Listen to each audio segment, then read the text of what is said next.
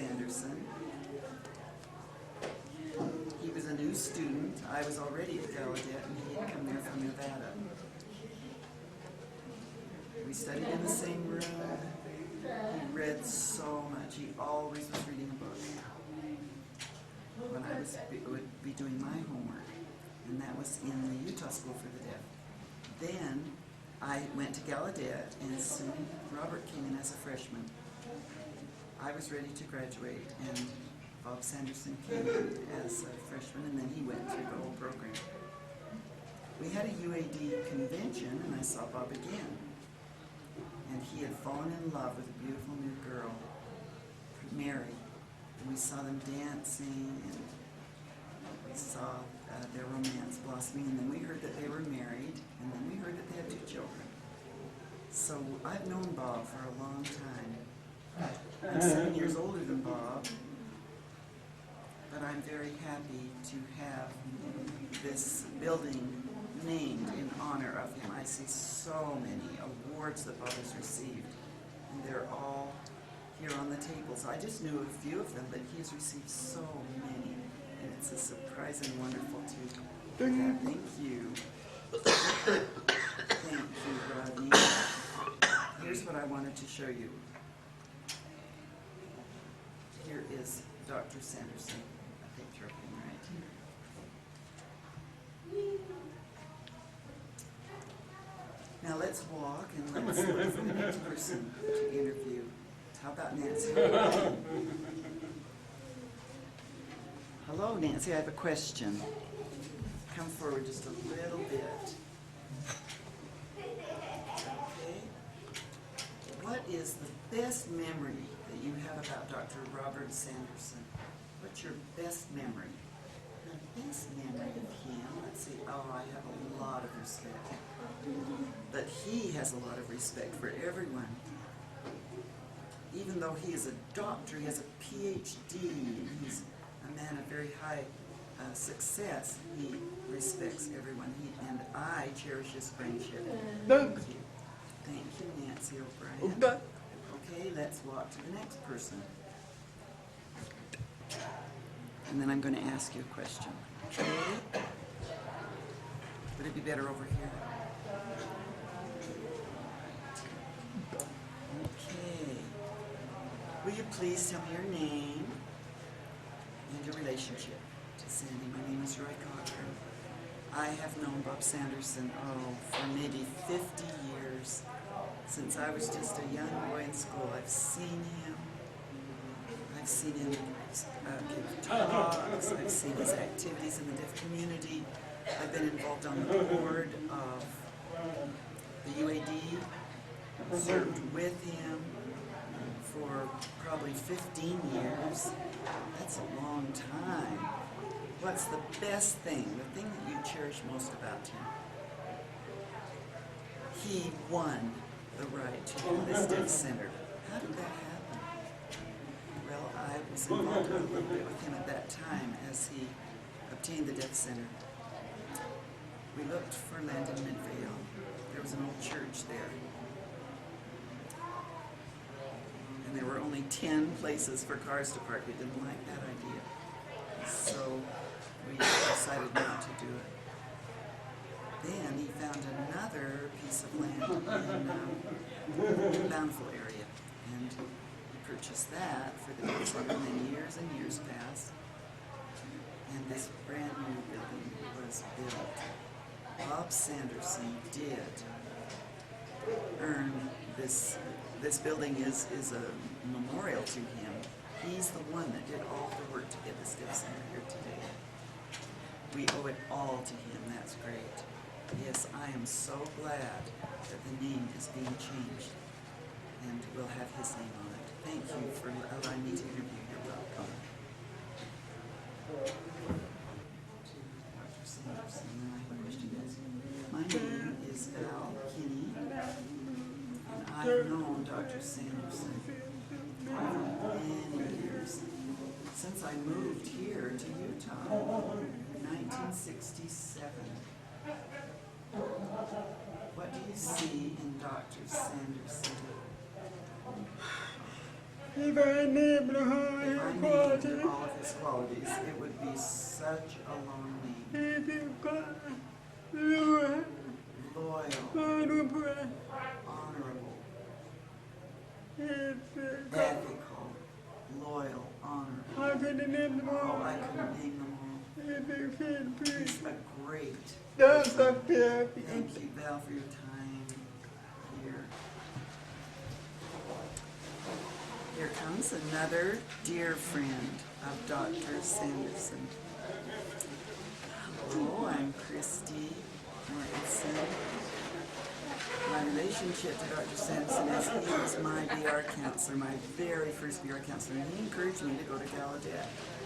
Oh, I look up to him so much. I'm excited. My relationship with him was also as a family friend. We would go to his home for socials, evenings, weekends, and as my VR counselor, and then in different organizations. I would hold an office. Sometimes I would wonder what to do, and I'd ask him to give me some advice and to ask me how to solve it, and he would help me solve it. So that's my relationship with Dr. Sanderson. Sandy. I understand that your father was part of the establishment of the Deaf Center. Is that true? Can you explain that? Yes. I'm very, very happy to look to this event. My father was the UAD president at that time, and they worked together and progress was made. But I remember one time he went before the legislature and tried to ask about the center and explain the needs of the deaf, and time passed. Then, during the legislative session, a bill was presented, taken, another one presented, and it stated that the USU needed a place for farm animals. So they decided to use the funds for that. That was their priority. So the Deaf Center went low and down to a lower priority. So work continued again, but they never gave up. They worked together night and day. Meetings at their home, meetings at my parents' home, back and forth and back and forth. And that's what I remember, is watching this as I was a little girl growing up. That's a remarkable story. What about this picture behind you? Can you say something about this? I met this great young man whose name is Benjamin Davis, a deaf young man. He has mild CP. He painted this picture, and I want you to know he painted this before he learned to sign. And I remember watching him painting and painting and painting. And before he went to school, I watched how he did things.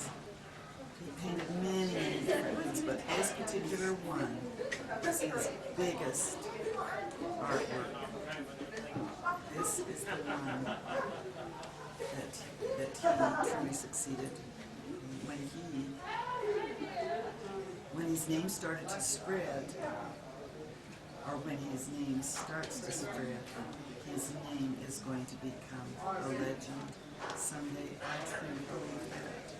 Thank you, Christy, for this great interview, and enjoy your evening. Thank you. Hello, will you please tell me your name and your relationship with Sandy? My name is Bob O'Brien, and my relationship with Sandy is every year, about 2 weeks before Christmas, Sandy and his wife and my wife and I and Peter Green and his wife would get together, and we would go to Little America and have a Christmas dinner together as a group. After a UAD meeting, we would go over there every year for the last 4 or 5 years. That's really nice to have that little gathering to eat together. It was, and they have very good food there too. What's the best memory Maybe something funny that you can remember, or something that you would never forget. Something that made you laugh maybe, or that you would not forget. The only thing I can think of right now is his ability to calm people down. When things start to get hot and people start arguing, he just knows exactly what to do. How to take over and to get people calm down and get the meeting back on track and get back to business. He has a wonderful effect on calming people. I thought maybe you'd say something about fishing. Do you know any stories about fishing? Oh, yes, Sandy and his wife and my wife and I and Leon Curtis. They're about a group of about 18 deaf. Went fishing in Canada. And we stayed there for a few days fishing for salmon. And we each kind of got one, and this person got one, and this person got one, and I was trying very hard. And the boy that was working on the deck, his pole broke off because he used a great big net. Oh no, not such a big net. He needed a bigger net. Couldn't hold the fish. It was about a 50-pound fish. About a 50-pound salmon that I lost. Did the boys make it up to you? No. Lost it. It was gone forever and ever. Well, thank you for your time here and for your willingness to talk about Sandy and for the things that you've said. Thank you for asking me. You're welcome. About your late husband, some favorite memories that you had together, or what kinds of things you did together as friends.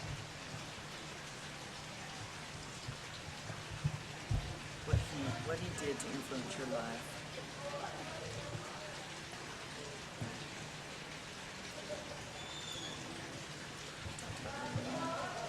What did Peter love about you?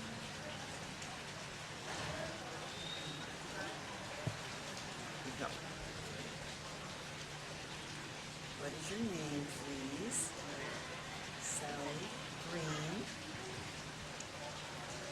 Can you tell me about you or your late husband's, Peter Green's, how you looked up to Sandy? And my husband depended on Sandy so much for important things.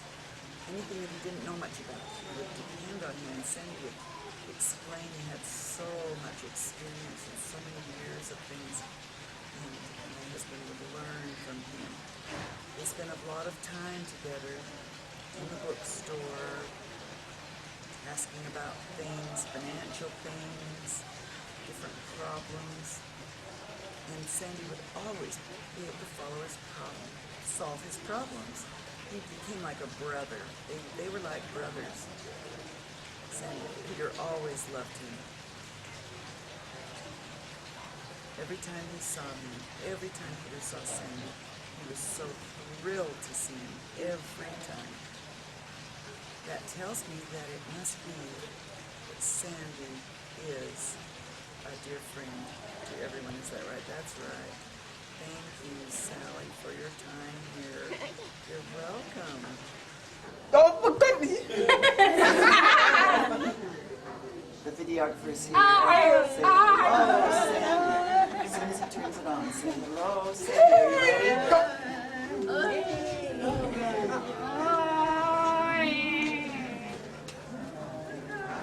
Go. Hello. Please tell me your name. My name is Ron Nelson. What is your role here? I'm president of Utah Association for the Deaf. Okay. Now, what is your favorite part of this community center? Soon it will be called the Robert G. Sanderson Community Center for the Deaf and Hard of Hearing. Okay, well, I have to admit, I have been coming to this deaf center for 17 years. So most of my time I have spent here in the gym. I play basketball, I play volleyball, I have meetings in the gym. I love this place. I know other states when I've traveled, they have deaf centers, but they have no gym. We are so lucky to have this gym. I truly enjoy that gym. You're right. It's true, the other states don't have a gym. I wonder how they view this place. I wonder if they look up to it. Yes, I think so. At the UAD conference, there were 3 people from Oregon and Washington, and they said that they wanted to see the center. We took them around and they talked with me. They were absolutely shocked at the gym, and they said, how did you convince the legislature to provide you with this gym? And I said, well, we fought for it. We have a strong deaf lobbying power in our community. So now we've got a gym, and people can come here, and they're very envious. And I say, why don't you move here? And you can join in with us right on. That would be wonderful if more deaf people moved here and would join with us. What and how has this center been, what's the difference between this during the week and during the weekends? Tell me what goes on. Oh, please ask me again. I didn't quite catch that. For example,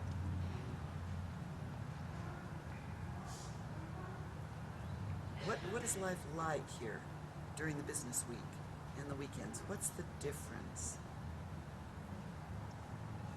Well, I have to tell you, I don't see a big difference. I notice people use this deaf center a lot. It's used every day.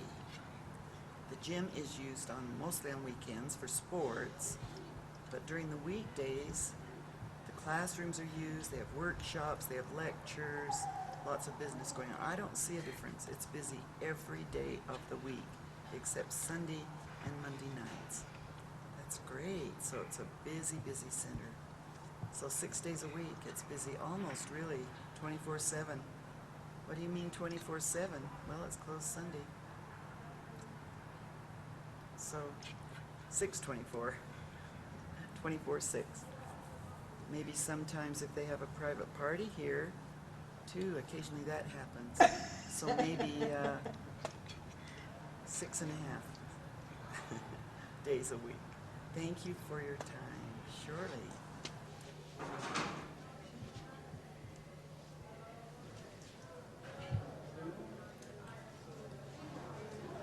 My name is Darlene Cochran, and my name is Diane Williams.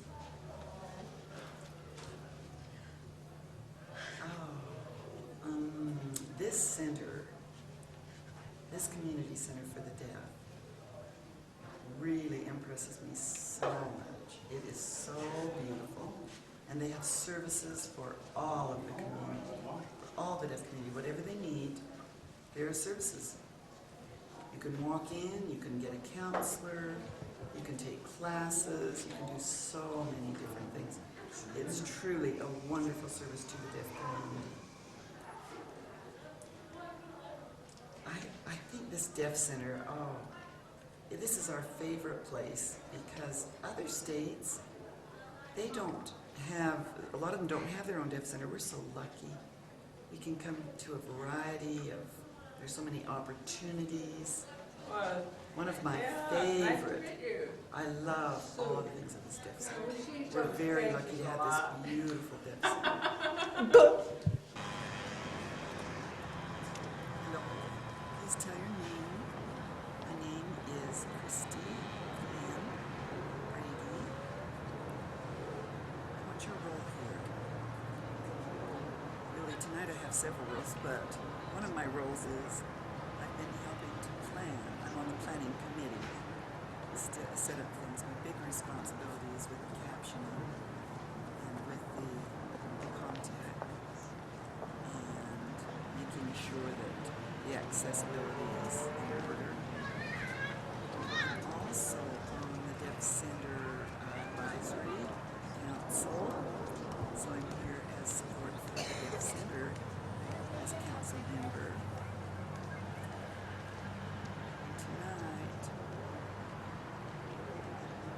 Responsibilities with the counseling center too. That we've donated some money, so I'm involved with that, wow, you've done a lot tonight. And I'm very thrilled to be involved. It's just such a neat event. Tell me about why you look up to this great man. He is so friendly, so positive, warm. Whenever he meets new people, he just helps people to feel comfortable, no matter whether they are hearing or deaf individuals or hard of hearing. I talked a lot with hard of hearing people in the preparation for this event, and they're so impressed with his support. Oh, that's great. The weather is perfect tonight, isn't it? Yes, it is. It's a beautiful, beautiful day. Any surprises in this event? Maybe the lips are zipped. Yep, the lips are zipped. That's all right. Thank you for your time. I'm not going to snitch. I'll let someone else do that. The surprise is even better. Right. Thanks so much for your time. Thank you for the interview. Bye-bye. Hey, hello. What's your name? David Mortensen. Tell me about your relationship with Dr. Robert Sanderson. He introduced me to going back to school in 1970. I think he was looking for a client, so he caught me, and I went back to school. And after that, I worked with him for so many years. We had a great relationship. We worked on many, many things together. Well, give me some examples of some of the things you've done with him. Almost every day, I was in his office after school. School would be finished, I'd go right into his office. We'd talk about plans for the future, like we need this and this and this and this. I was UAD president also, so I would take the energy to do things.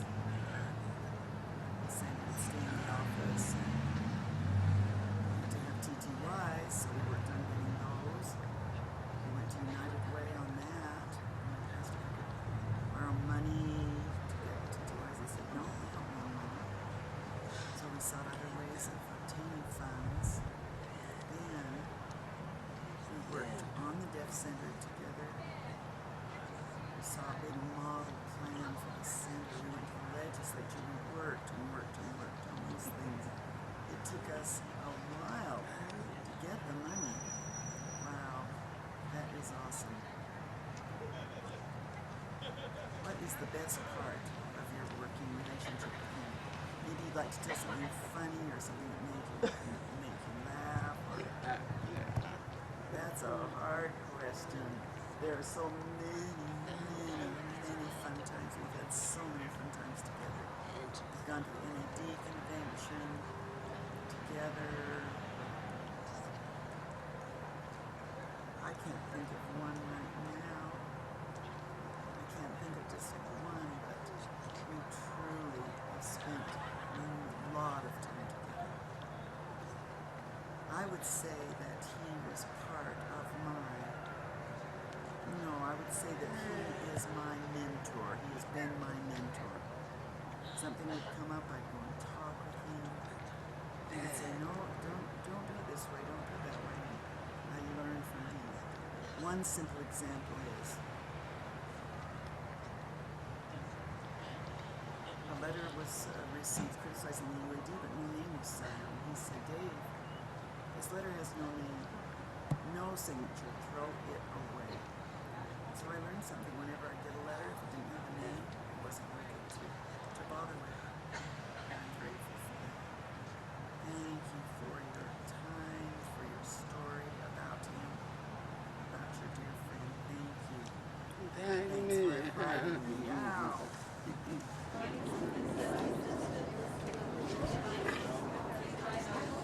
My name is Bob Smith, and I work here as a security manager. It's a part-time job. I've been here about a year and a half. I look around, watch things, and make sure that everyone is satisfied and happy. My favorite thing about this, Robert Sanderson, is that my favorite thing about this building is that they're giving him such a wonderful Marilyn Hall. She is the administrator of this center, soon to be known as Robert G. Sanderson Center for the Deaf and Hard of Hearing. I'm going to throw her some questions.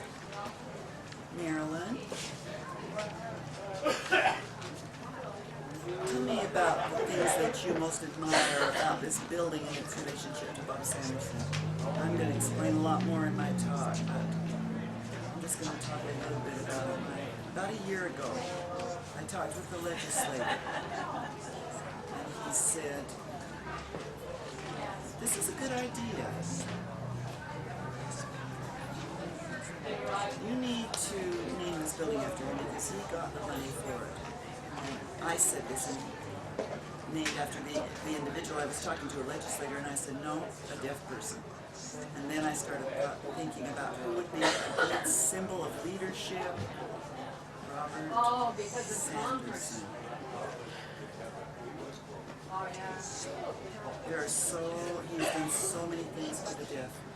He was the first person, the very first professional person to be hired in his state to work for the Department of Education. The very first professional deaf person. He started VR services for the deaf. And that little program, that small program, bloomed and blossomed into what it is today. So that's one of the biggest reasons. He met with a small group of people in 1940. Started talking about the idea and the concept of a deaf community center. So he lobbied for many, many years with other deaf people, with other deaf leaders too, for this center, and that's why we picked him. I have a question that I'm sure you all want to know. Why did you write that article? Why did you call our dear man, what is this? Energy Bunny. The Energy Bunny. The Energizer Bunny. Well, there's a commercial on TV that shows that this little toy just keeps going and never stops. And he reminds me of that. Because he comes here, and I think he's 84 now. He drives back and forth, still as a volunteer, volunteering his time to serve the deaf. And he's still on the UAD board, and he's done so many things, and it makes sense why she gave him that, Dr. Sanderson, that nickname, the Energizer Bunny, or the Energetic Bunny. Thank you, Meryl. You're welcome to this.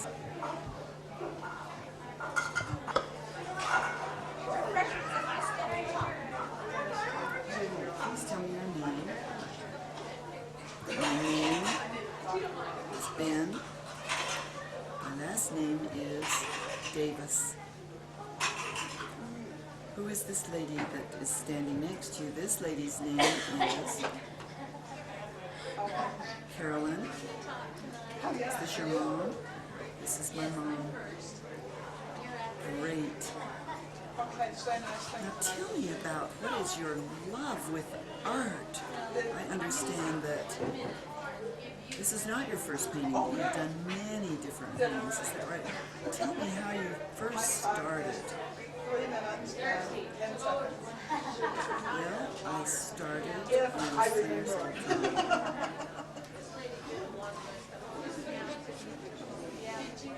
So, 17 years.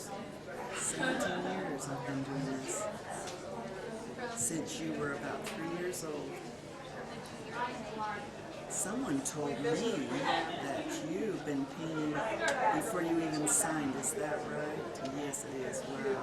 Wow. That's very impressive. Have you done anything like anything that you've shown the world of your art? Well, I love painting. It makes me feel so good. So painting makes you feel good. I see. It's a good way to express your feelings, isn't it? Yes. Can you explain,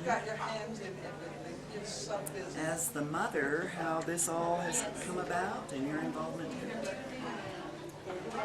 and always has been talented. You only had to encourage him a little. He just did it all himself. That is great. Thank you both for being here. I have a question for you. What number painting is this? It's like a terrible storm is coming. So this like your 10th painting or your 20th? Or I think it's over 20. I've done over 20 now. That's a lot of painting. Thank you for being here. It's very beautiful. It's very powerful, and many people have just fallen for this painting, and congratulations. Thank you. Thank you for allowing us to display this in honor of Dr. Sanderson. Thank you. Welcome. Good to see you. You ready now? Go ahead. Please tell your name. Okay, my name is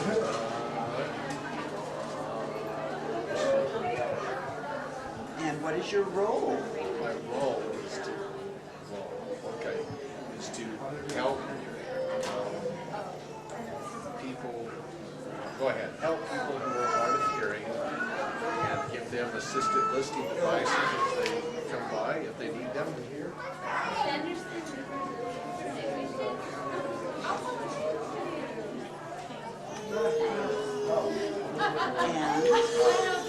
And how many members of this chapter? How many members? How many are there here tonight? Oh, in Utah. In Utah. Oh, I would say several, maybe 200 over the years. That's great. That's a great number. Okay, one more question.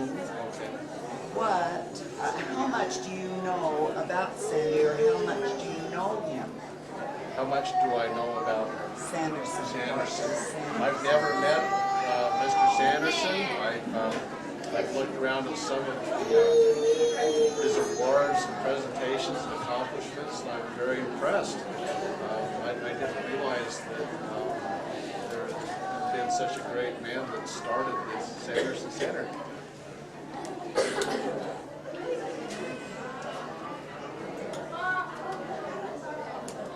Even though you haven't met him, I'm glad that you learned something from looking at these things, these pictures, awards, and so forth. I'm going to make sure that you meet him. If possible, I'm going to make sure. Okay, I'll be looking for it. Thank you. Thank See you later.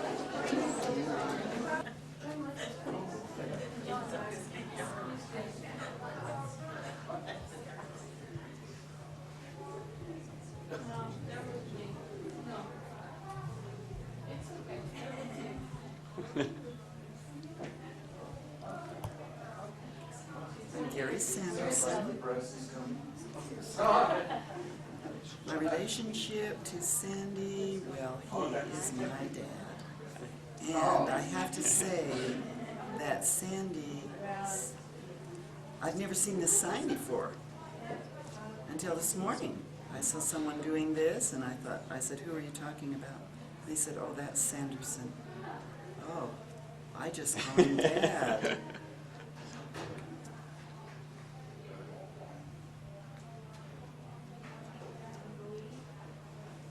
Well, my best memory of my father. Oh, there's so many. I remember when I was a kid with my brother, we would wrestle. Me and my brother and my father, the three of us would wrestle on the floor. And then Dad would start tickling until we would cry, stop, stop, stop. And then later, I remember my father started traveling a lot. I didn't know why. I was just so young, maybe 10 years old. Maybe 8, 9, 10 years old. But when Dad would come back, the fun part was that he would bring us gifts. I don't know, I didn't know why he traveled, but we loved to get the gift, and that was fun. When Dad was gone, that meant a gift. Mom would always say, Dad will be home soon, so you have to be good. Later, I started to understand how much he did for the deaf community. At first I thought that my father was the president of all America. My mother said, no, he's the president of the deaf, the National Association for the Deaf, not all of America. But I said it to the neighbor woman, and I told her that my dad is president of the United States. And she said, I don't think so. But he is, I saw him working so hard when he'd come home at night, be writing his speeches, come home from meeting, after meetings, or go to meetings, and my father would interpret. People would bring legal papers, and my dad would explain them to him, what they meant. I saw my dad as a person very involved in the deaf community, and I look back and I'm so proud of that.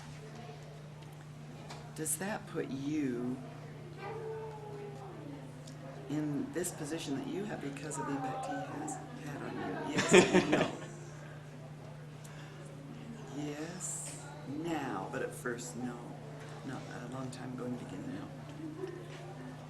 I went to interpret at California State University at Northridge.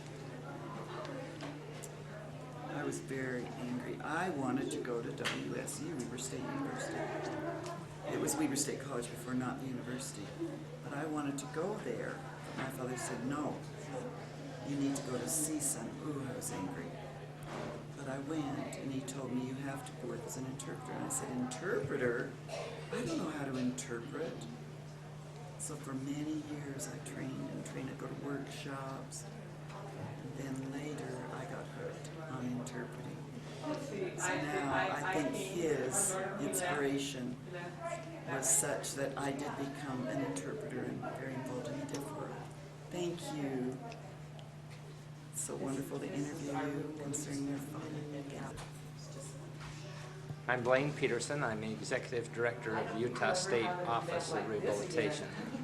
I guess Bob and I go back probably about 30-something years. I think he's one of the first people that I met when I came to rehabilitation, and I've just admired him over the years for the leadership he's given to the deaf and hard of hearing community. I think without Bob that a lot of the programs we have here, and certainly this building, wouldn't be here, realizing there was a lot of other deaf individuals that were involved and hard of hearing individuals that were involved in making this dream come true. I think we have a fantastic program, fantastic staff, and a lot of that leads back to Bob's leadership. And on behalf of USOR and the State Board of Education, I'd just like to tell him congratulations for being such a great leader over the years. Thank you, Blaine.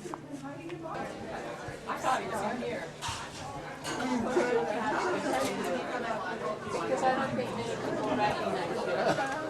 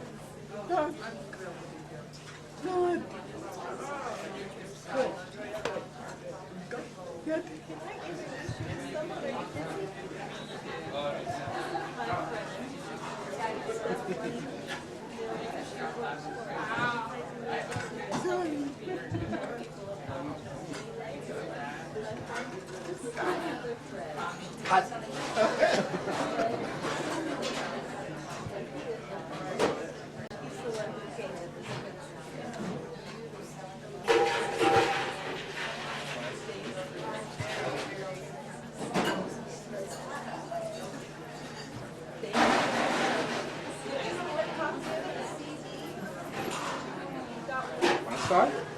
Sure. First met Sandy when he came to the first Board of Trustees meeting in Gallaudet after King had become president. So that would have been May 1908. And I quickly learned that first, he's a very good man. But the best thing I know about him is that he really likes really good red.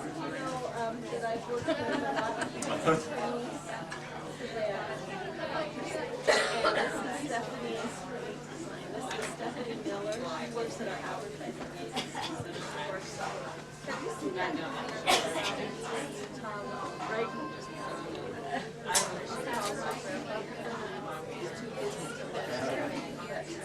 her company made that. So if you just happen to be watching TV and you see that If I think story before I became president, four people who were this president during here this board meeting. He voted, stood up, argued with you people on the board.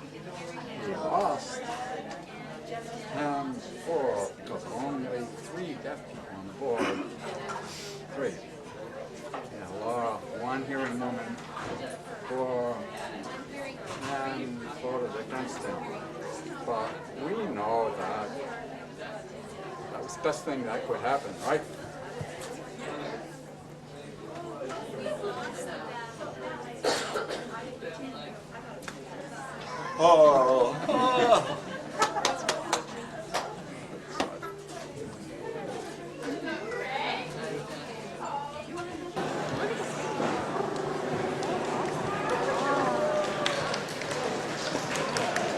Good evening.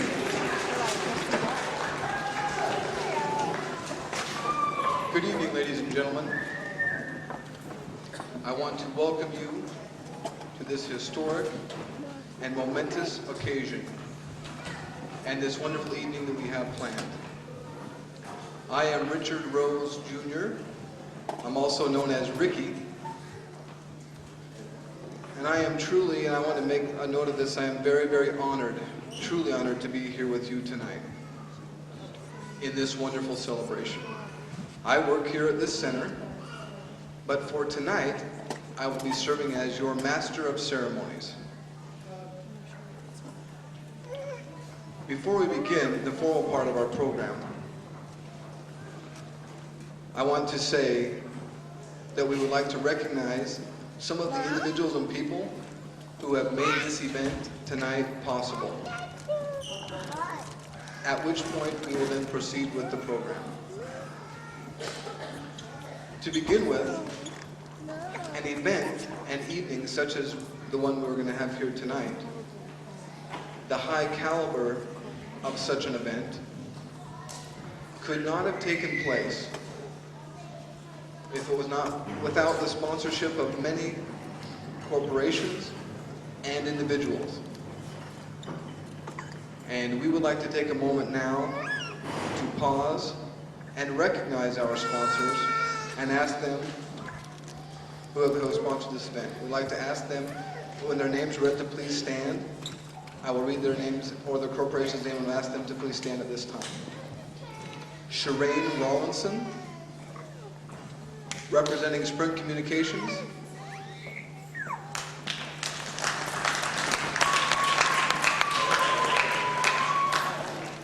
Thank you very much. James Sorensen Jr. from Sorensen Media, the president and CEO of Sorensen Media Incorporated. That's a Salt Lake City-based company. Is James Sorensen Jr. here with us? We'll recognize him now.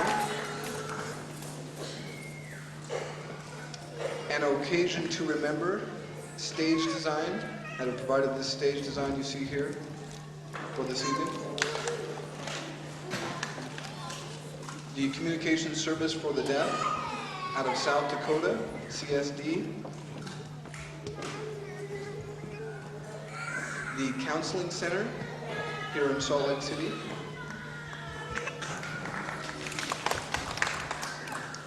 Eiffel Tower Catering, who catered the event here tonight. Diamond Reynolds.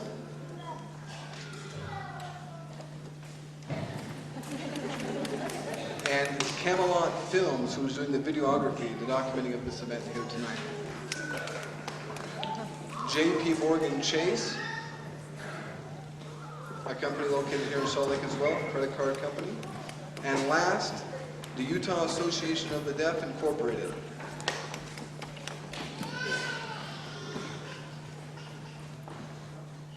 I would now like to take a moment, if I could, to recognize the planning committee that have planned and worked very diligently since the inception of this event to make this event this evening possible and make it the special, historic, and momentous occasion that we have here this evening.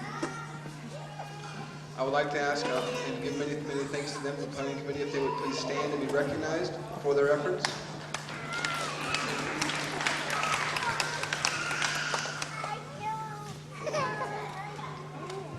I really want to thank them for all the hard work that they put in on this event. And now finally, we would like to recognize the advisory board of the Utah Community Center of the Deaf and Hard of Hearing.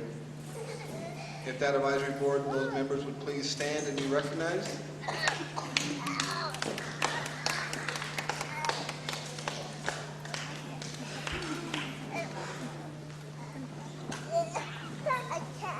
We also want to recognize the interpreting team we have here tonight to allow access, and that team has come from some of the finest institutions in Utah, the University of Utah, Salt Lake Community College, Brigham Young University, the Utah Schools for the Deaf and Blind, Interwest Interpreting, Signing Resources, and Utah Interpreting Services.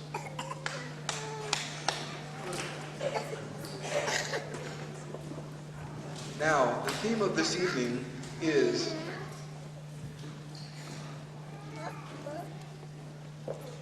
a name is a link between the visions of yesterday and the hopeful promises of tomorrow. That is the theme of this evening. Our director, Marilyn Call, has reminded us by saying, we need this name and this event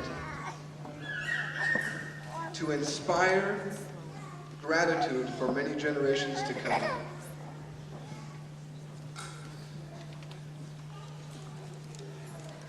With these thoughts in our mind, we will now go ahead and proceed with the program as outlined. We will first hear from Marilyn Call, the Director of the Division of Services to the Deaf and Hard of Hearing, and she will be presenting a speech that she had already given previously in the Utah State Board of Education Committee meeting that led to a subsequent unanimous vote in support of changing the name of this center. She will then be followed by, after her remarks, we are truly honored and thrilled to have Lieutenant Governor Olene Walker here with us this evening, here on stage, if she can be recognized. Very thrilled and honored to have her with us here this evening. We want to thank her very much for making herself available. We'll go ahead and give Marilyn the floor at this time.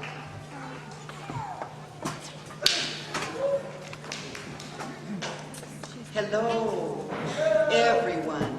It's truly exciting and thrilling to see so many people here, and it's also very scary. Last summer, I went with my family to a beautiful campground to see the beautiful mountains, the Tetons, the Great Tetons. Wow, it was so beautiful and it was very enjoyable.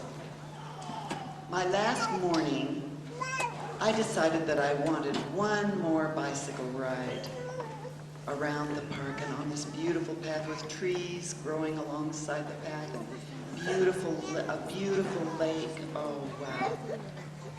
As I was bicycling along, I saw a huge rock. So I stopped, and the rock had a sign. I stopped and read it, and the sign said,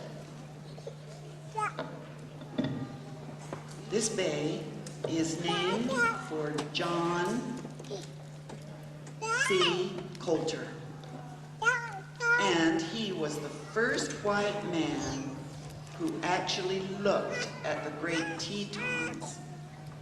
And wow, that really made me think, and it made me curious. What was he doing when he first saw those Teton Mountains? Was he riding a horse? Was he so surprised? Did he write something about it? Did he write a journal? And it made me very curious. And so the reason that I've told you this story is that a few weeks ago I was talking with a friend, and I told my friend, I have this dream. I want to change the name of the Deaf Community Center to honor a hero in the deaf community. I want that. And my friend said, "What a stupid idea." And I was surprised. My mouth dropped open. And they said it was a stupid idea because no one will know even who that Robert Sanderson is in 30 years from now. No one will even know who he is. I tried to understand my friend's perspective.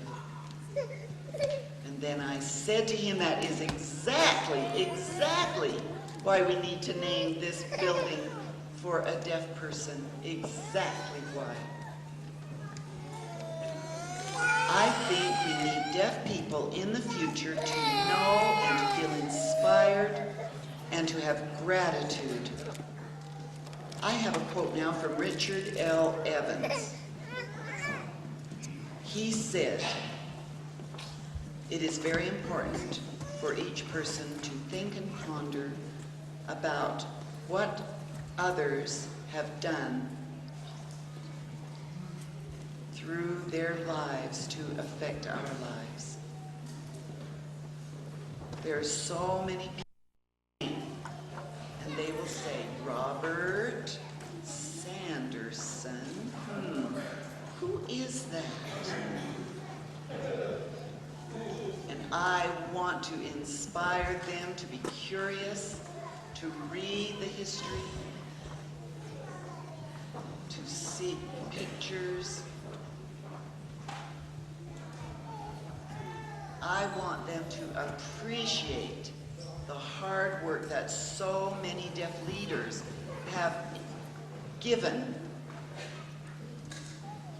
throughout the 1900s. Fine leaders, not only Robert Sanderson, but also Dave Mortensen and Peter Green and Dennis Platt. Truly, I could list many, many names. There are so many.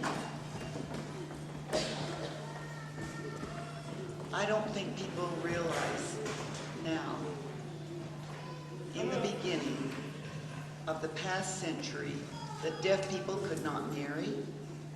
They could not get a driver's license. They didn't even have equal rights at all. And now, to have this beautiful community center with the relay, we have interpreters, we have all of these things, so many things. Think about how that happened. Do you think that maybe the legislators were bored one day and they just started thinking, what can we do for those poor deaf people? Let me see. No. That did not happen. Why we have wonderful services and accommodations that we have is because of the deaf leaders like you and like all of you, those who have lobbied more than 46 years to get this center.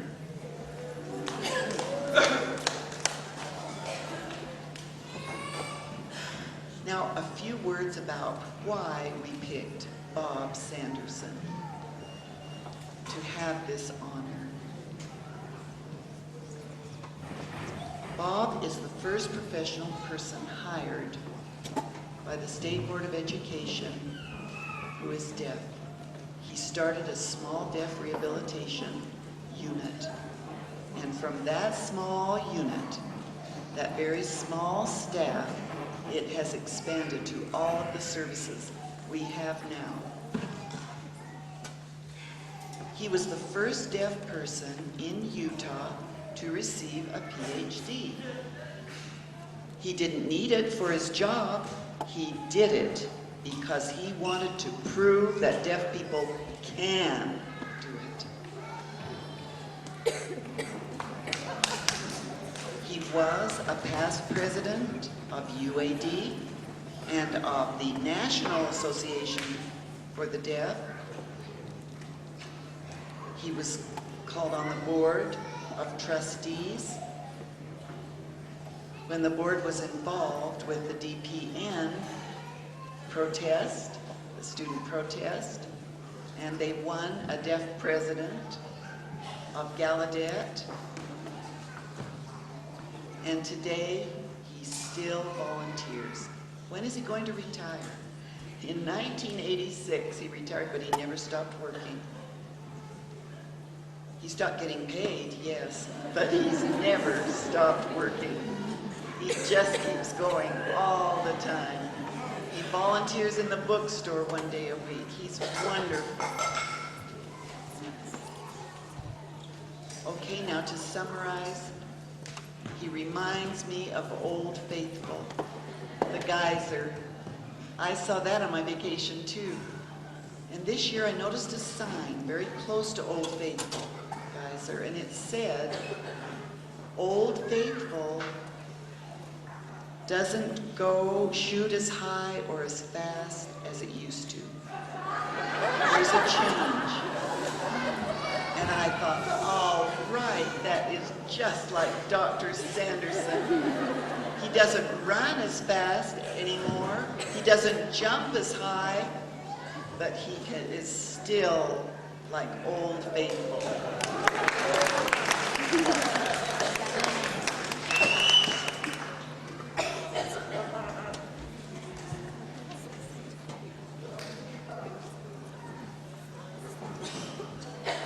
Now Lieutenant Governor Olin Walker will address us. Lieutenant Governor, the floor is yours.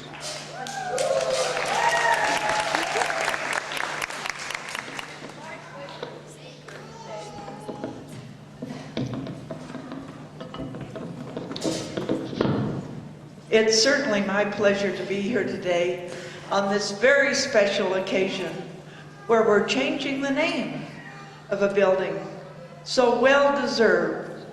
For Robert Sanderson, I know he's worked for the state school board for 37 years.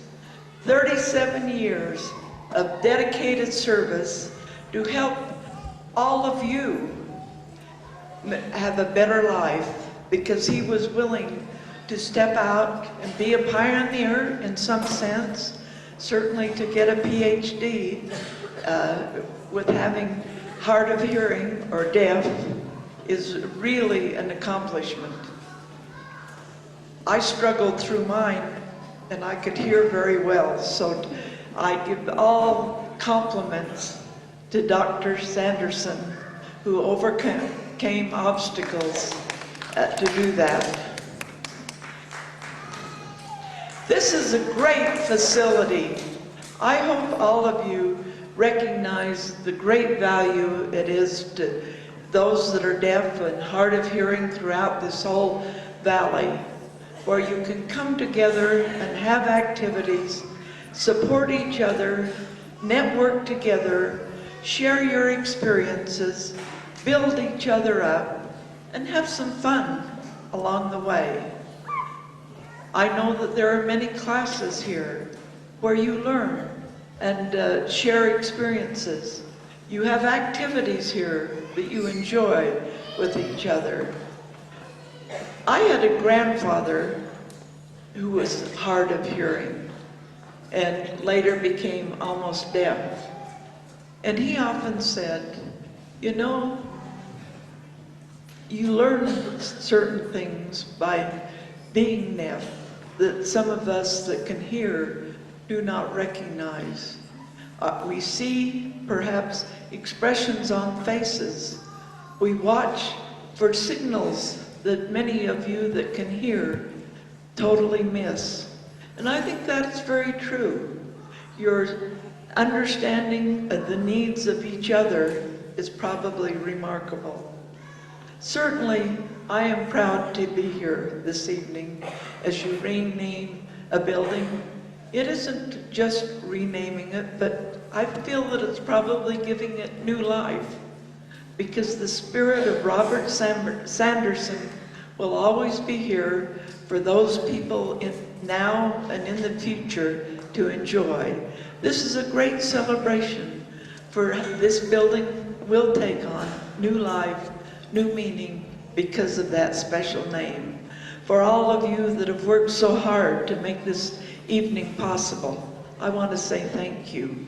And certainly, I want to thank you for what you do, those of you that are actively involved in making the needs of the deaf and hard of hearing, their needs known to the legislature, to our office, and to others who are working on budgets, because certainly it is those of you that are active and taking part in that process that makes us aware of the great needs and possible opportunities we have to help this community become a strong community. And certainly I recognize that people like Dr. Sanderson make all this possible. So thank you for allowing me to be here this evening. It's a wonderful, wonderful celebration, and I hope all of you use this new, wonderful Sanderson community building. Thank you.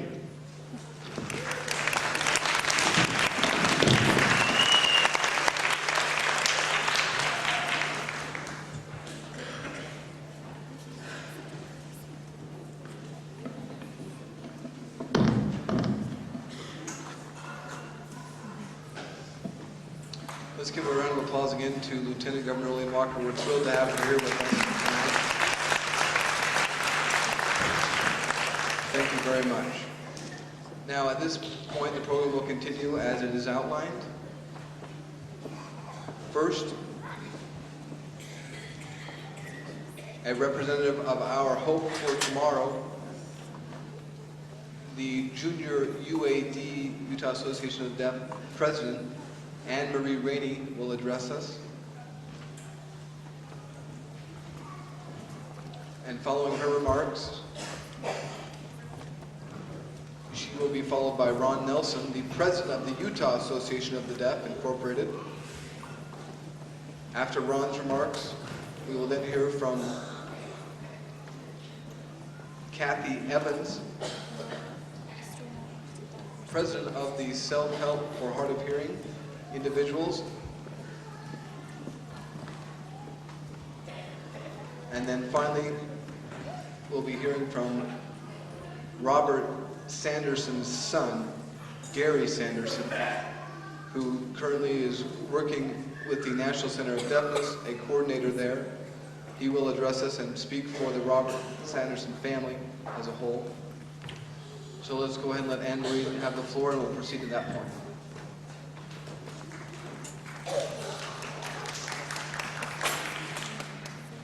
I'm so thrilled to be here in honor of the renaming of the Robert Sanderson Center for the Deaf and Hard of Hearing. I am the Junior Utah Association of the Deaf president. My group and I are thrilled about this renaming.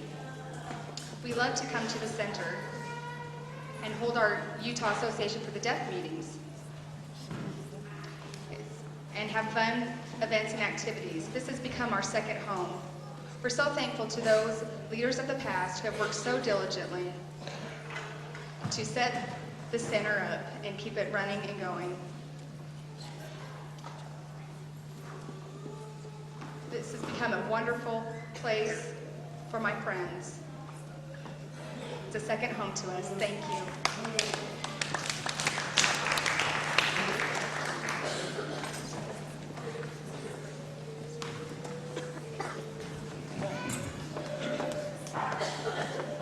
Hello.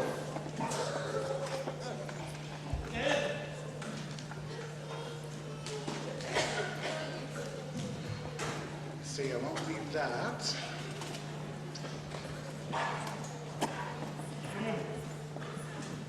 Hi, everyone. I'm really honored to be here today, and I join all of you as a witness of this historic moment here. I want to talk a little bit about the Utah Association of the Deaf and stand as a representative for them.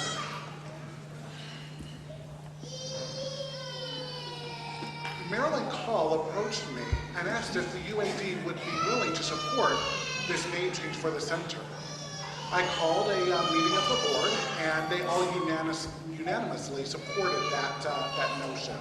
At that meeting, we had a discussion, and everyone just felt completely encouraged to tell Marilyn that yes, UAD would indeed support her in changing the name to what we are currently going to name it. 28 years ago, in 1975, there was a committee, a famous committee that joined together, and Dr. Sanderson was the chairperson of that committee. For 6 months, that committee met together with Dr. Sanderson as a chair. Dave Mortensen was there, as well as Dora Laramie, Lloyd Peters Perkins, Ned Wheeler, J.J. Campbell, and they met together to talk about the needs of the deaf individuals and the need of a center. In 6 months, there was a report that was put together. And they said that yes, indeed, we did need a center for the deaf and hard of hearing. They continued to meet, and as we see, many of the needs of the deaf and hard of hearing individuals within the state have been met. Now, it was hard to set up that committee. We worked with them as a UAD to help pass some of the initiatives, and we were able to help with the support of setting up the center. Now, I have a gift for Dr. Sanderson, so if he would go ahead and come up here, I'll present that to him.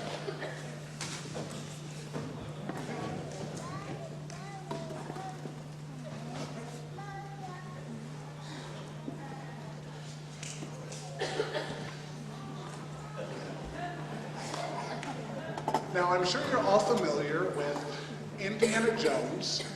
You all know who that character is. And I thought that we have our own Indiana Jones, our deaf Indiana Jones here in Utah. Now, you remember that Indiana, in the movie, he would never give up. He always found some innovative way to overcome his problem or the dilemma that he was in, and that's kind of like Dr. Sanderson. He's faced many, many problems, but he's always found a way to triumph.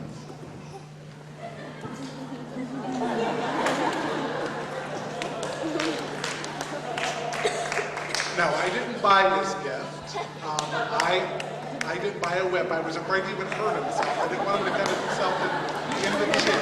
So.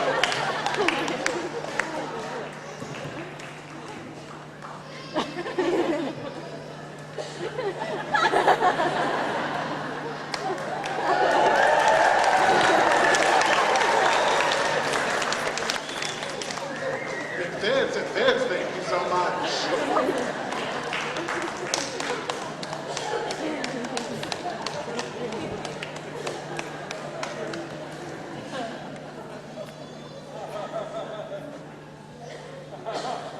I want to give a big thanks to Marilyn Call for coming up with this vision.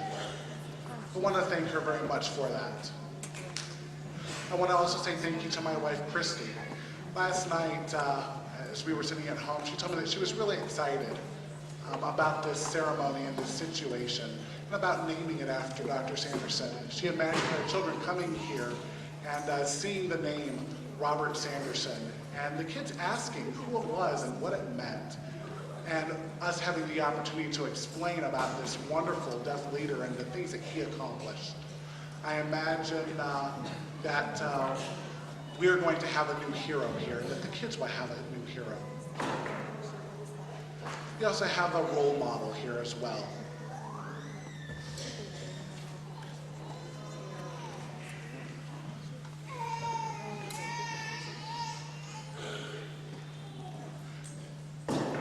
This center is for the deaf community and for the hard of hearing community. And this is our second home. I hope that we can keep this home nice. I leave you with that. Thank you.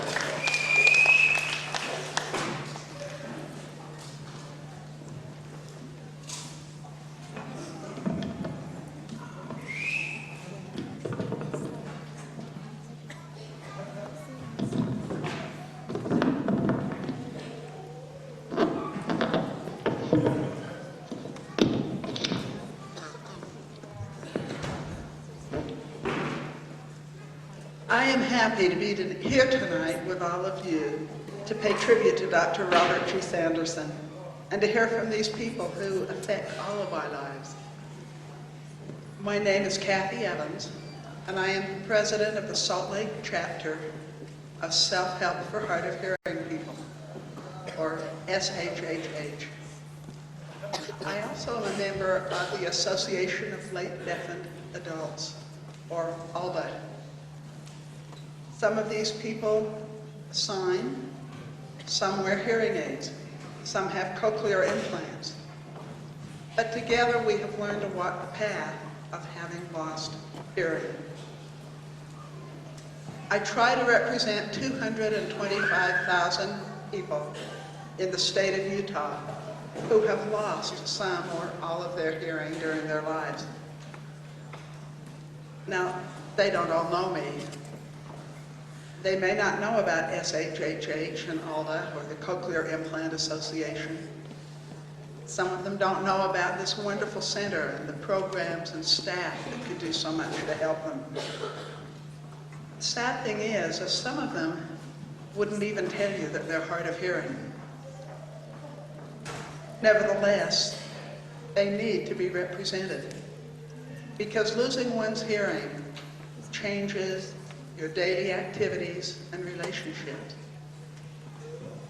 Whether a person is conscious of it or not, we all need someone to go before us and to represent us.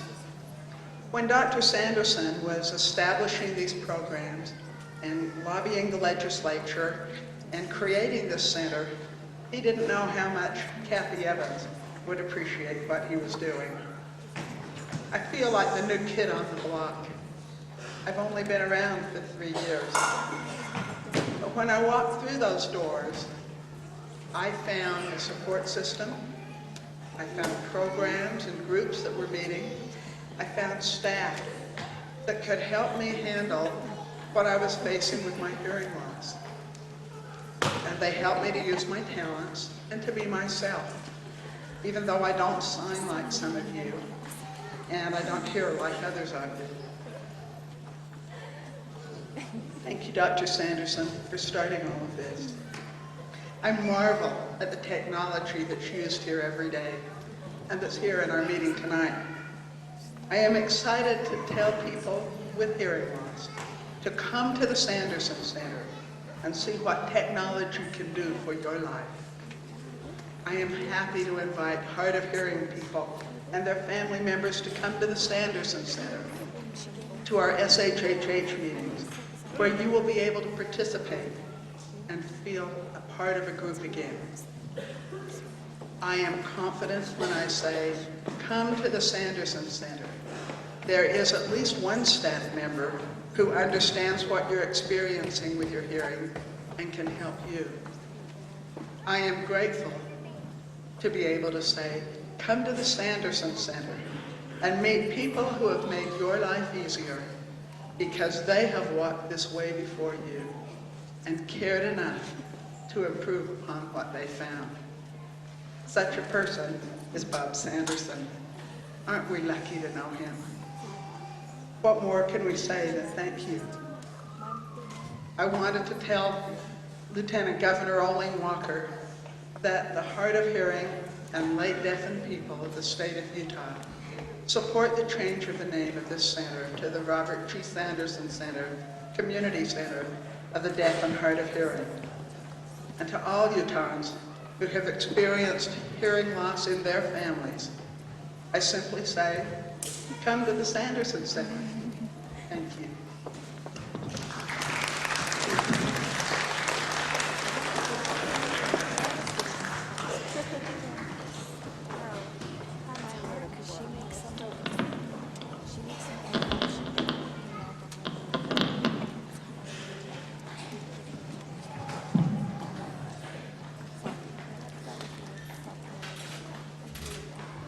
Oh my. It's so difficult to stand here, I've got to tell you. I'm used to public speaking.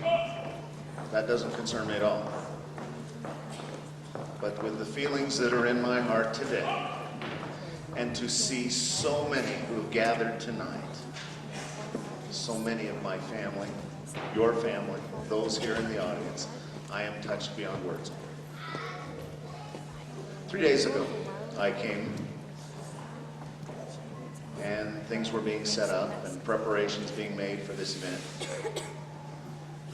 And I went into the room, the memorabilia room, as it were, whatever we want to call it. As I went in and took a look at all the mementos, and I said, who is this man? I didn't know he had been awarded so many trophies and recognitions and plaques. They aren't on display in our home. They've been hidden. I just saw one or two things and that's all. But you see those awards. And this is the man that you know. The man that I know. This and the man my brother knows. He is a different man than the man we know. He, every morning, would be the one to come into our rooms. We were forced to share share a bedroom together. Not together. Pardon me. We were forced to share a bedroom. We had twin beds. And every morning, Dad would come in and he would sing us away. Imagine this deaf man singing to you. Every morning. And he would say, it's time to get up. It's morning. And we would just say, okay, we're awake. We're getting up, go on. And then every evening, he would come in and tell us stories.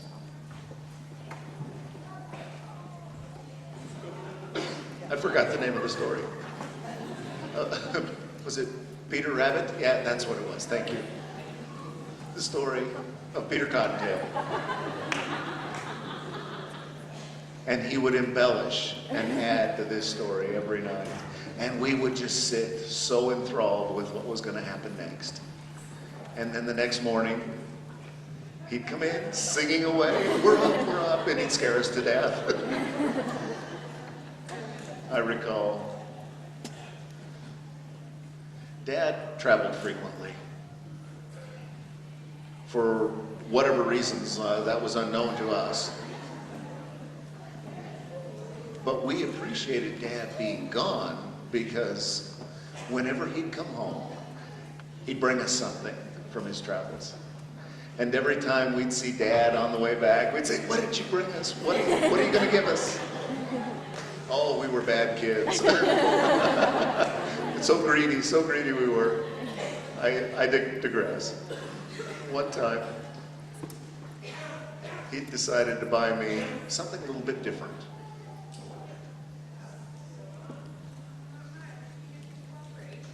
He bought me a record. Now, some of you don't even know what records are. It's kind of the CD of our age.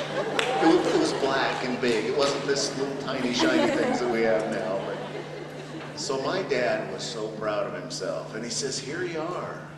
And I got this record, and I said, "Okay. What do I do with it?" He says, "I don't know.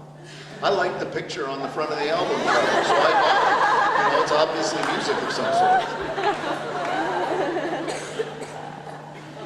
At any rate, our family, in behalf of our family, my brother and I, and those of us here in the audience,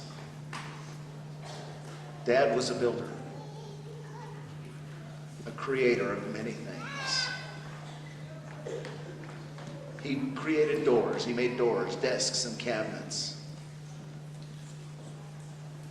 He put decks into our yard and built 2 of those. He could do anything and was willing to do anything for us. And we'd go to our mom and we'd say, "Hey, Mom, this is what we really need." And my mom said, "Honey, get at it." And off he'd go. That's how it happened, says Bob. Yeah, we know who Mom was the boss.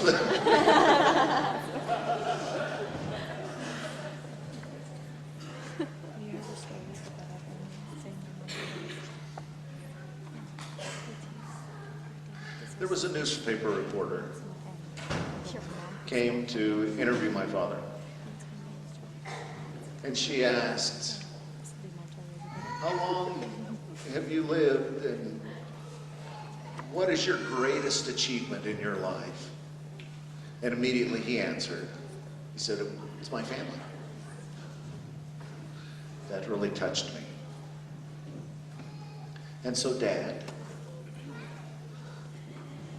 we, those of us here, your family members, you and Mom, Mary, and Barry, we love you so much. We honor all that you have accomplished and done, all that you have taught us. We could not stand on our own. We always have others involved helping us. Mostly it's been you that has taught me that we can do anything. Just sit down and do it. In my life, I've done half of the things that you've been able to accomplish. You have accomplished so much. And that is why we're here, to love and to show our honor and respect to you. I can't think of a better person to have named this facility after. I love you so much.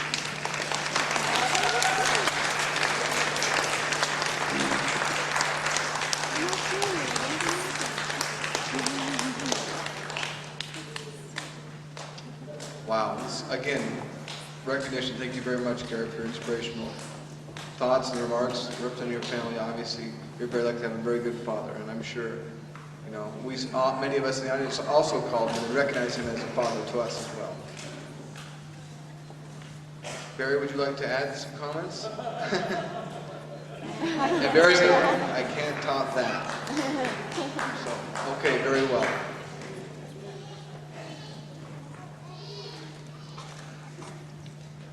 At this point, we go ahead and proceed with the rest of the program as it is outlined. We will be hearing next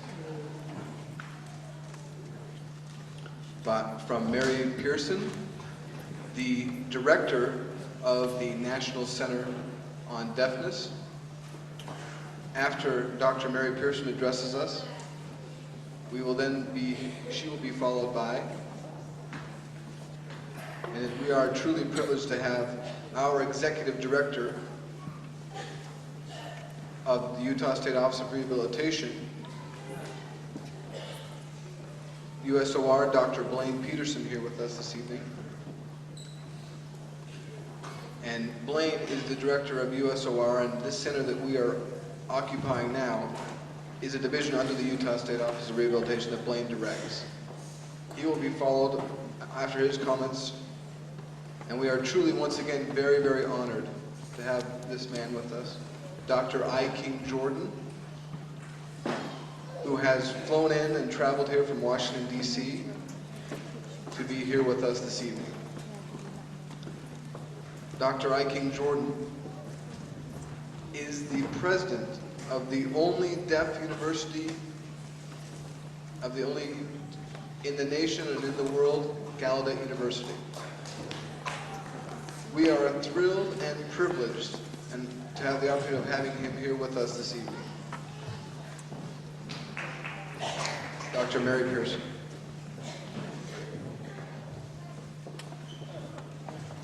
Hello, hello, hello. It's my honor to be with you here this evening. I work at California State University of Northridge, and we have a mainstream program for deaf and hard of hearing students at CSUN. And I work with the National Center on Deafness. I'm the director there, and I work with Gary, and I'm honored to work with Gary there. My first time I came into the building, I saw a plaque that had a name that said Robert Sanderson Room. And I asked Gary, I said, "Are you related to this person?" And I found out that he was. Robert Sanderson, I guess this is his new name sign, huh? Okay. He graduated from CSUN with a master's degree from our National Leadership Training Program. And he was involved in that program has provided us with master level training in our field. So you're learning from us as well, California State University of Northridge. I'd like to say a few words about an effective leader that they provide unity, and Dr. Sanderson has been so effective with uniting people, whether they're hearing legislators or the deaf community leaders or hard of hearing people. You always connect all those different groups together, and that's the quality of a true leader. Secondly, sometimes people who are in authority positions, they all are in their own different camps, so to speak. They have their own different philosophies about schools or different languages, but not him at all. Instead of setting up his own camp, he likes to build bridges between the camps. And your bridge has made this happen. I know it's been many years of hard work and commitment, your family support.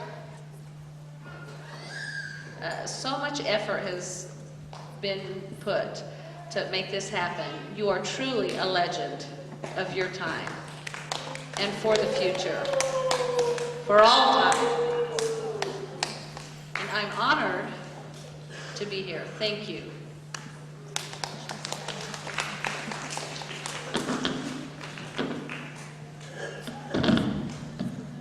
It's a pleasure for me to be here tonight to speak to someone that I've known for many, many years and have a great appreciation and honor for him.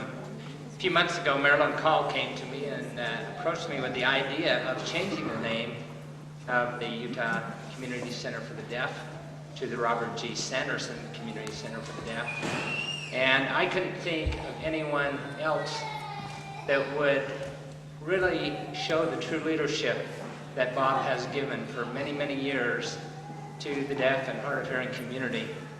And I can say that knowing that I go back at least 30 years with Bob. I think he was one of the first people I met when I came to work for rehabilitation. And so I've had a first-hand knowledge of being able to work with Bob over the years and see the leadership that he's given to the state of Utah, to the Utah State Office of Rehabilitation, and of course to the deaf and hard of hearing community. And it's just an honor for me to be here. And about 2 months ago, Marilyn and I had the opportunity to go to the State Board of Education and along with Bob, to present this request, because they would have to approve this.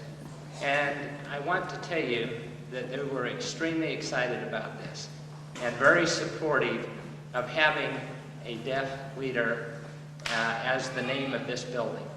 And so, Bob, from the Board of Education and from myself, after all these years, I just want to tell you congratulations. And before I finish, I also want to introduce another person to you, or to the audience, I guess, because you've already had a chance to talk to her. But there's another person here that needs to be recognized because of her support over the years for the deaf community.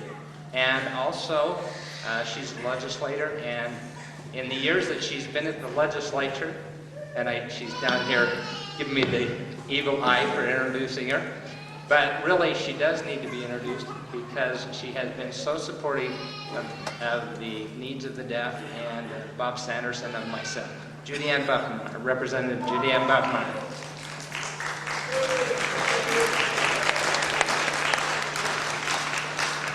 Bob, congratulations, and Bob, congratulations, and thank you for all the wonderful memories.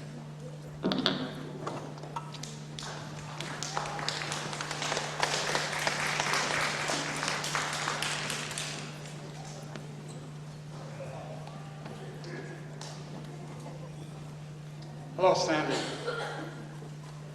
Linda and I are honored and privileged to have the opportunity to represent Gallaudet University in saluting you for this special honor. I think one word that I need to say, start, deserve. He deserves it. He really deserves this honor. He's worked very hard. All his life, he's a warrior. He fights. You know his fighting in Utah. I know it from a national and Gallaudet perspective. I talk a little bit about things he's done nationally for deaf people. He was president of the NAD 64 to 66. That time was very, very significant because he picked as executive director of the NAD a man named Fred Schreiber. That individual really transformed the National Association of Deaf. Fred and Sandy together took a small, not that well-known organization and turned it into the strongest national disability organization that exists. Still, but thanks to him for doing that. He's really a Gallaudet boy. He has strong roots. Gallaudet University graduated in 1941. I know that year is etched in my mind because of where else I know it was etched. An interesting story. I worked in a really beautiful building called College Hall. That building was built in 1877, and over the years it got pretty bad shape. So about 10 years ago we decided to renovate the building. Made it look like it did in 1877. Dr. Sanderson was on the board of trustees at that time. And as a board member, he wanted to visit, tour the renovation while the renovation was going on. So the board went through the building. Remember, the board back then still maybe half and half. Half deaf, half hearing. Many of the hearing people didn't know much about the history of that building. So he was explaining things that used to go on in the building. How what's now really nice office building used to be a dorm. The second, third, fourth floors were a dorm. So he told a story about how when he was a senior he etched his name in the glass of the window. And, you're not supposed to do that, of course, to etch your name in the glass of a window. But he said, this was my room right here. Now remember, this is 1996.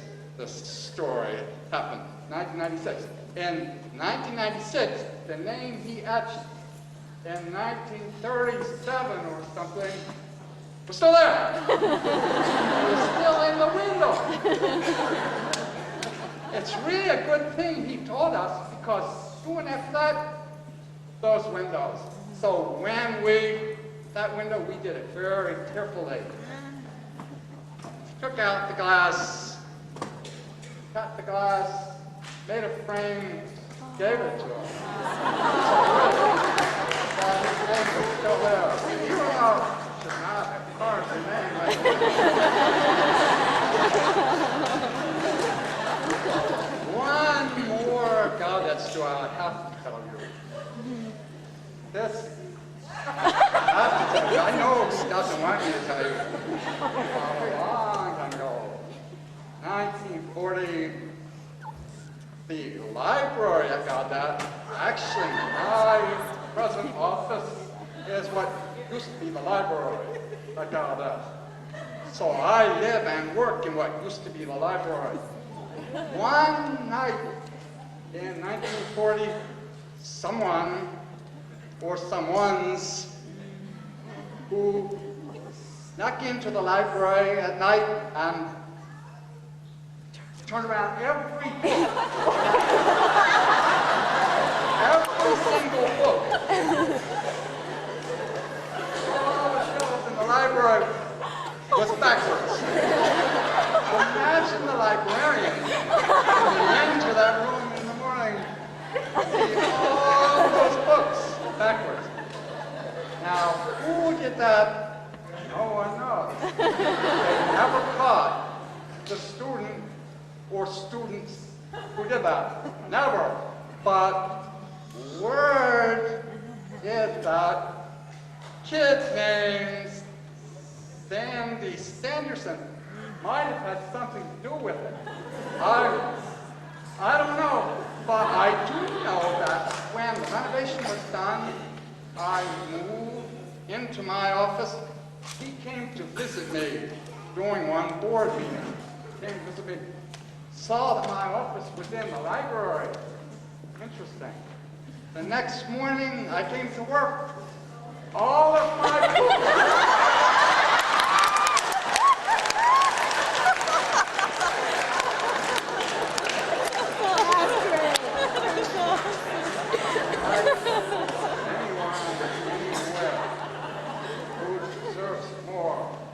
Recognition that this brings you. I can't think of anyone who will be a better role model for deaf children who come to visit, who see the name, and want to know about you. Thank you for all your time. Thank you for all I know you will continue to do. Thank you.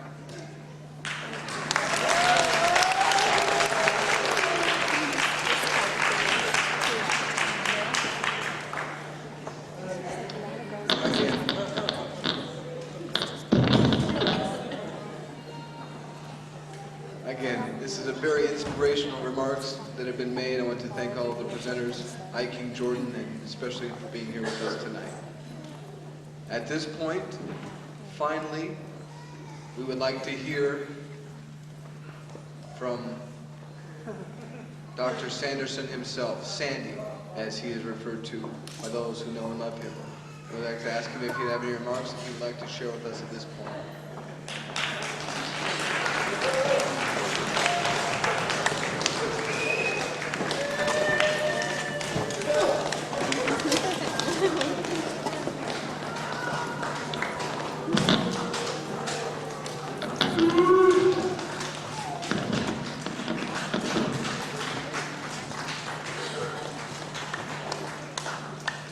Thank you, thank you.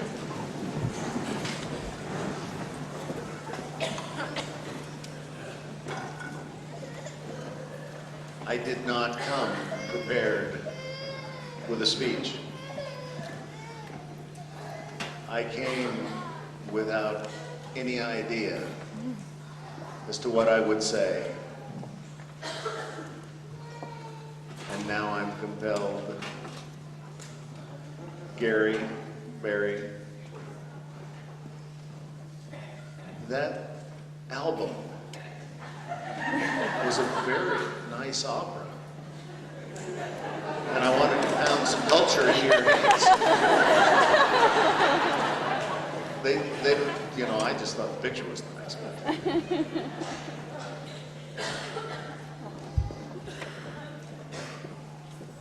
I feel so rich, wealthy, beyond words, as I look out and see so many of my friends gathered here this evening. I can't imagine that you would come for something as this. So I thank you. I thank you one and all. You know, I'll take the blame for all the trouble I've caused over the years. I've been impressed. Whatever it comes to doing, I've had so much help from so many people. Most of my help has come from my wife, Mary. She is the one always backing me up, pushing me along, and nudging me forward. You know, I look and she's pushing and pushing, and me, I just fall in the pool and swim. Isn't that right, sweetheart? Every time she's behind me. And so to Mary, I love you. And the support of my two boys, Barry and Gary.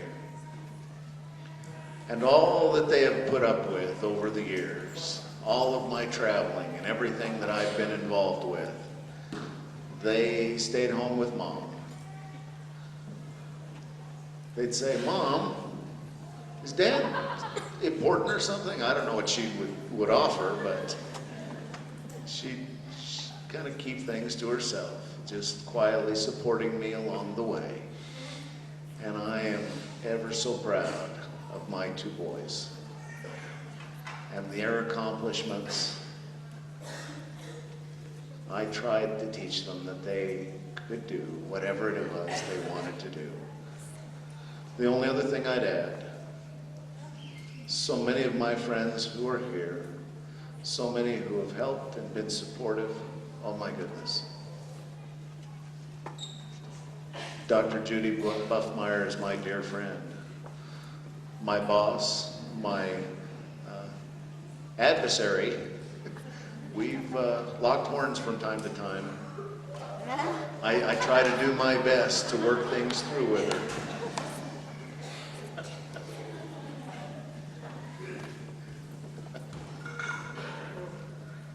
Oh, so many friends. Blaine Peterson, who's here tonight.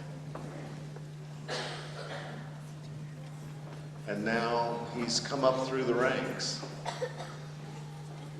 And to see the support that he offers for this center and commands the support from the Board of Education. Dr. Walter D. Talbot, who has challenged us to go and do it. Dr. J. Campbell, the assistant superintendent under the state board. They encouraged me along. And there are so many, many others who have been such a great help. Those who are in secretaries. Linda Campbell, who's here tonight. Oh, she was so terrific. So nice to see her again. She is partly responsible for cleaning up my mistakes. A wonderful secretary. I couldn't have done without Linda's help. Linda, I love you so much for all the help that you've given me. And all of my many deaf friends who are here tonight, It'd be impossible to name them all. Hey guys, thank you for coming. Thank you for your support. Thank you all for coming tonight.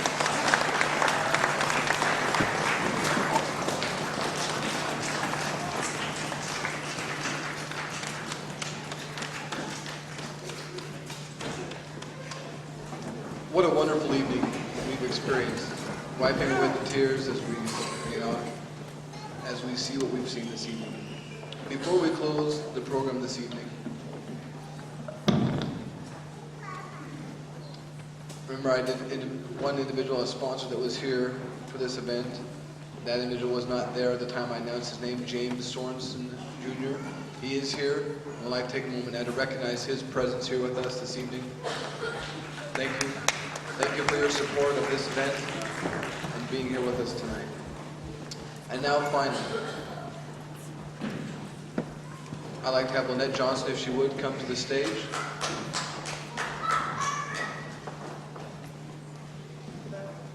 Lynette Johnson was the chair of this evening and this event and has done a tremendous amount of work, hard work. We want to recognize her for all the efforts that she put into this event this evening. And she says, thank you all for coming. And thank you to Dr. Sanderson.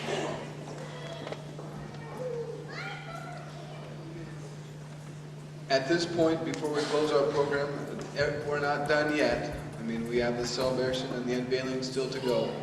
The unveiling of the name for all to see, the new name that will be here permanently on this building. But at this point, I'd like to ask the audience to please remain seated. Do not leave or exit at this time. I'd like you to please remain seated and wait for further direction. At this time, I'm going to ask Dr. Sanderson and the other dignitaries here on stage, family members, to follow me, and all the family members here in these first few rows, and the dignitaries with them, to follow me down this middle aisle and outside. And again, the general audience, please remain seated until further directed, as we get prepared to do the unveiling. And we'll look forward to seeing you outside at that time. So.